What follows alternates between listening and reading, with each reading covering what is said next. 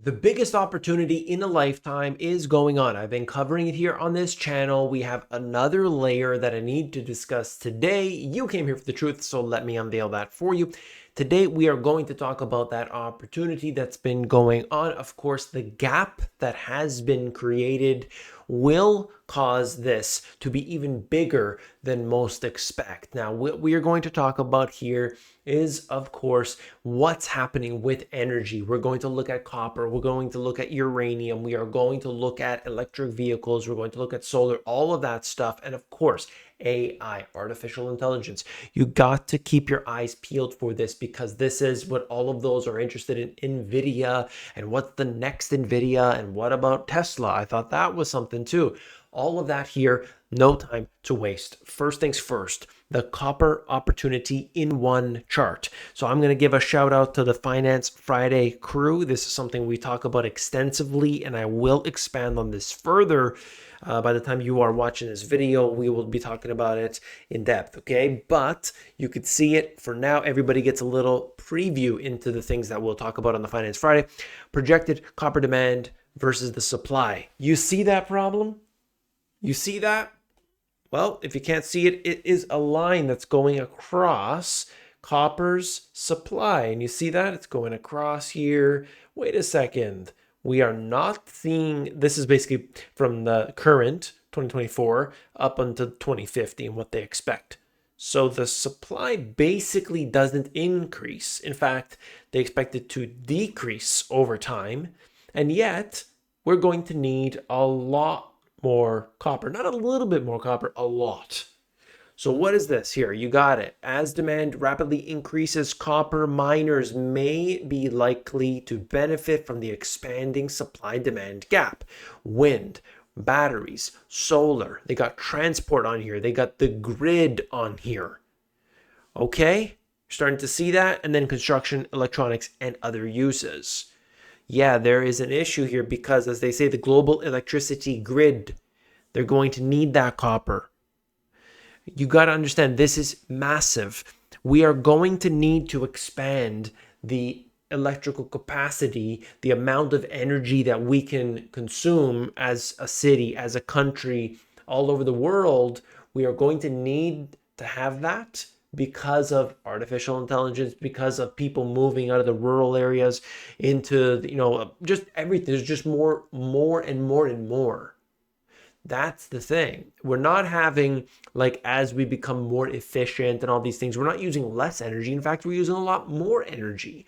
And so we need this. Copper is massive. I did a video entirely about copper just a few days ago. I showed this. You could see where that copper is coming from. You have to know which country produces what. That is essential. You've got some countries that produce nothing, basically, okay? Or they perhaps used to, and now today, nothing.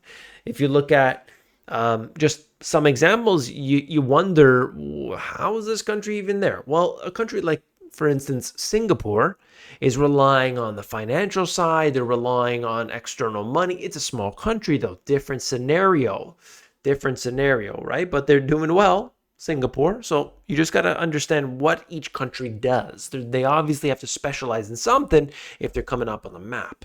What about this? Look, 6 new large mines need to come online annually by 2050 to meet global copper demand. That is massive. And of course, how many are going to come? None, right? Or of course, some will come, but not enough. Not enough. So you have this big gap which has developed and will continue to develop. They're not going to incentivize it. We know that. They're going to incentivize you to build the next NVIDIA. NVIDIA is going to see more of the money that flows towards it. Investors are not going to look for the next copper mine. Countries are not going to fund the next copper mine. They're going to say, hey, NVIDIA, we love you. Here's billions and trillions of dollars. So that creates a problem, though. Let's look at this.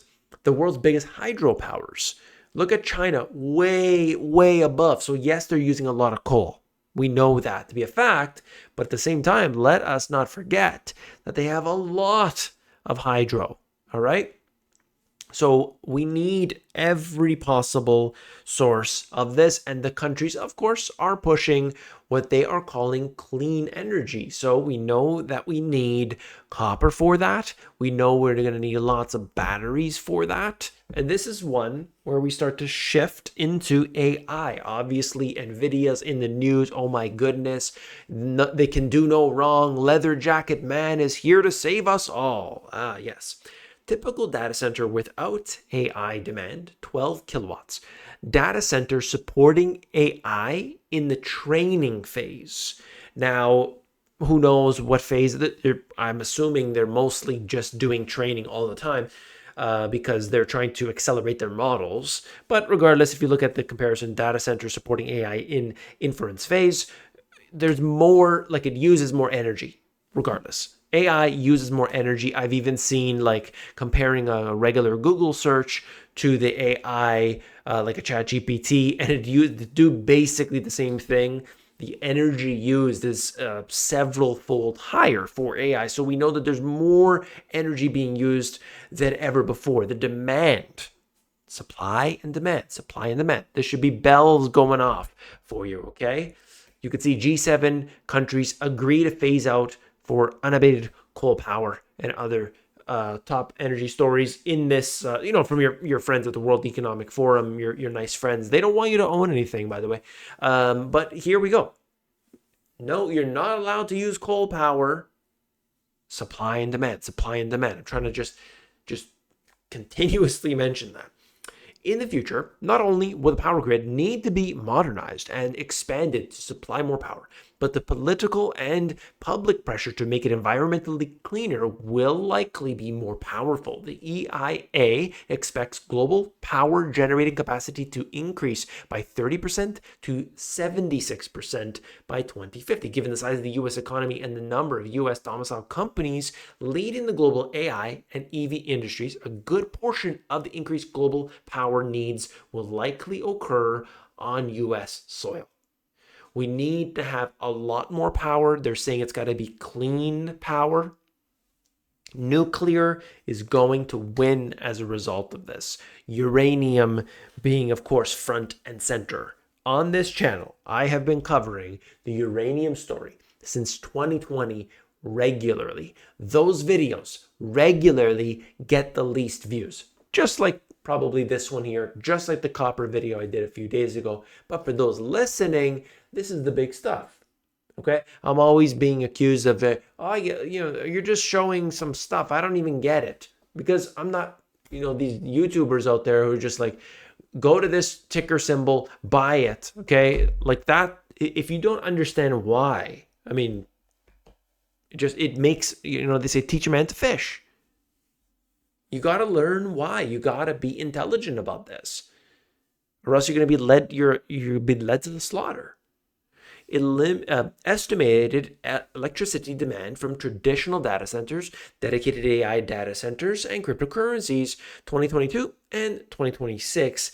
And you could see clearly here that when we talk about those AI data centers, that there will be adding more power demand, okay, more electricity demand. Estimated data center electricity consumption and its share in total electricity demand in select regions. Comparing that, what you need to know is that demand is going to increase unless there is a global recession, depression that puts us down for many, many years. Then the demand, you could argue that there's going to be a change here, but regardless, countries across the world are embracing nuclear, or they're like going, like, they're beginning the talks. Even Japan, my goodness. The only one that seems like Germany is saying, no, we don't want nuclear. All right, let's just hope everything with Russia goes okay. I mean, I don't know what their long-term plans are. The long decline in energy investment. So this is like me just hammering it home. Like if I haven't done that already, just look. Energy and tech. Look at what's going on, right? Trailing 12-month capex, capital expenditure. Looking at this. I mean, you got a problem when the money is not going into energy. all the money is going into tech. Now, I'm not saying that's necessarily going to change, but there is a great disparity between these two. Very big disparity. And some say that more money will fall into energy because of the disparity here. And not that tech will necessarily just suddenly just crash tomorrow, but that the next big thing is energy. That's the AI trade that we haven't really seen yet. You see what I'm saying? Like, okay, the Nvidias are there. Yeah, we have seen that, but it's the energy behind it that's actually going to make it possible, if at all. You understand? You can't the goals that Leather Jacket Man has suggested to everybody that you've seen. AI is gonna tuck you into sleep at night. Well, not without enough electricity. You got to see that, okay? And of course, at what cost? Inflation reacceleration would narrow the tech versus energy gap. So we will see how that comes to be, right? All right, we got this, just showing you an update. I believe I covered this with the Finance Friday crew, and now here's an updated chart, just showing us some of those. You waited to the end of the video so you get the tickers. I know what everybody wants. I want the tickers.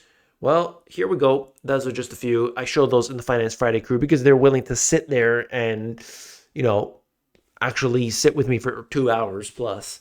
Then they could, we can talk about this stuff. But anyway, the point is, you're looking at the broad AI Power Up America. That's just one of the potential tickers there, as well as data center equipment, different ways to play it. And then you could see what has happened over the last while since I covered it. Yeah, they've gone up.